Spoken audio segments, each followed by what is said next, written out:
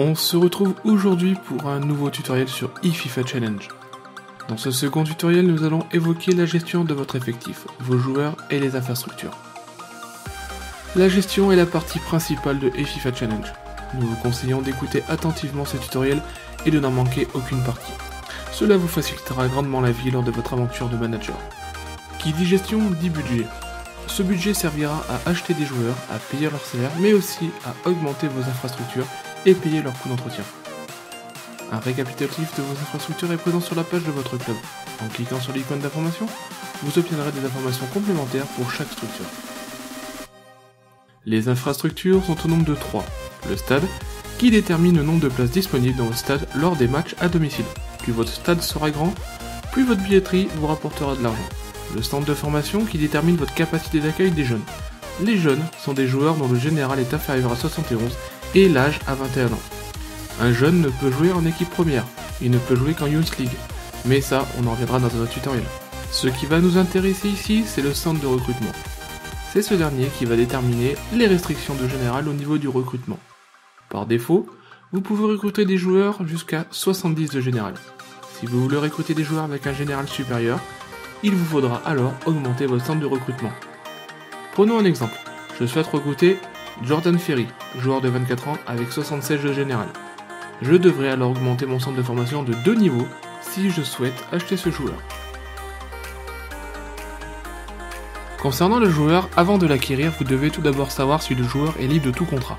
Pour cela, allez sur la page du joueur et vous regardez si le joueur est en joueur libre ou dans un club. Si le joueur est joueur libre, alors votre première offre lors d'une enchère sera la valeur du joueur. Si le joueur est dans un club, la valeur affichée est le prix minimal demandé par le club. Ce sera ensuite à vous de proposer une offre qui sera acceptée ou refusée par le club. Pour acheter un joueur, il faut attendre les mercatos, dont vous pouvez retrouver les dates sur le calendrier. Lors de ces mercatos, si un joueur est libre, vous pouvez vous positionner dessus. Votre offre sera automatiquement à hauteur de la valeur du joueur sur Transfermarkt. Comme dans notre exemple, Jordan Ferry, 6 millions d'euros. Si le joueur est dans un club, libre à vous de faire l'offre que vous voulez, que ce soit un prêt avec option d'achat ou un achat avec condition de revente. Vous allez me dire que pour acheter un joueur, il faut de l'argent, mais comment obtenir cet argent? Lorsque vous serez officiellement intégré au championnat, on vous attribuera un budget de départ. Ce budget correspond à la prime versée au dernier du championnat lors de la dernière saison. Pour information, les derniers arrivants ont eu un budget de 39 millions d'euros pour débuter. Mais ce n'est pas tout, le ladder rapporte aussi de l'argent. Je vous renvoie vers le règlement pour connaître le montant complet de ces primes, mais pour exemple, si vous faites 100 matchs de ladder, vous obtiendrez 9 millions d'euros de primes. Ce qui vous fera donc 48 millions pour votre mercato. Vous devez bien faire attention, ces 48 millions doivent vous permettre d'acheter vos joueurs et monter vos infrastructures. N'oubliez pas aussi qu'en fin de saison, vous aurez le salaire de vos joueurs à payer, ainsi que l'entretien de vos infrastructures. Si on en revient au mercato, avec votre budget, vous devez vous faire une équipe de 18 joueurs, dont 2 gardiens. A vous de faire des choix intelligents pour construire votre effectif.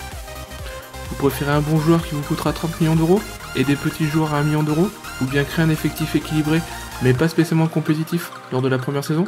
C'est à vous de choisir. Gardez à l'esprit que votre effectif va se construire de saison en saison, et chaque manager possède sa ligne de conduite. Certains misent sur les jeunes, d'autres sur les expérimentés en fin de carrière. Vous êtes maître de votre effectif. Les nouveaux managers ne possèdent pas encore d'effectif. Normalement, les joueurs utilisés dans les matchs de ladder ne doivent pas dépasser la limite fixée par votre centre de recrutement. Cependant, les nouveaux managers peuvent utiliser dans leur match de ladder des joueurs jusqu'à 80 de général. Il faudra tout de même faire attention à ne pas prendre l'habitude de jouer avec des joueurs qu'on ne pourra peut-être pas acheter. Un autre point est à relever concernant le budget. Il vous est possible de passer en négatif durant la saison.